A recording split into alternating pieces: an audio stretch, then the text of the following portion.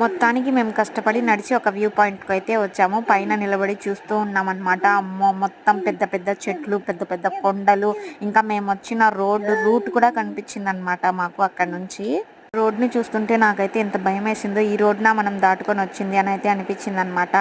ఇంకా ఇక్కడ చూపిస్తున్నాను కదా వేర్లు, కాయలు, అవేంటో నాకు అస్సలు అర్థం కాలేదు. ప్రతి దగ్గర మేము వెళ్ళిన చోట మొత్తం పెట్టున్నారు. మీకేమైనా తెలిస్తే నాకు కామెంట్ చేయండి. ఇంకా చూసేసుకొని అయితే మేము వేరే ప్లేస్కి అయితే వెళ్తూ ఉన్నాము. ఇది ఒకటి చూపించాను కదా, అదైతే ఒక హోటల్ అనమాట. అక్కడ పర్ డేకి ఒక 25,000 అయితే కట్టాలి. ఇంకా ఆబ్వియస్లీ 2 days అయితే 50 కట్టేయాలన్నమాట. ఇంకా అంత బడ్జెట్ లేక మేము అక్కడికి పోలేదు. మేము ఇప్పుడు వెళ్తున్నాం కదా, ఈ రూట్కి అయితే వెహికల్ వేసుకొని కూడా రావచ్చు అనమాట. అది మాకు తెలియదు. ఇప్పుడైతే నడుచుకుంటూ వెళ్తున్నాము. అసలు మాకైతే ఎంత కష్టంగా అనిపించిందో. నాకైతే ఫుల్ గస్ వచ్చేసింది అంత నడిచే తలకి. మా ఆయన కూడా ఎంత చక్కగా నిద్రపోతున్నాడో. నేను ఎత్తుకోలేనని వాళ్ళ డాడీ ఎత్తుకున్నాడు.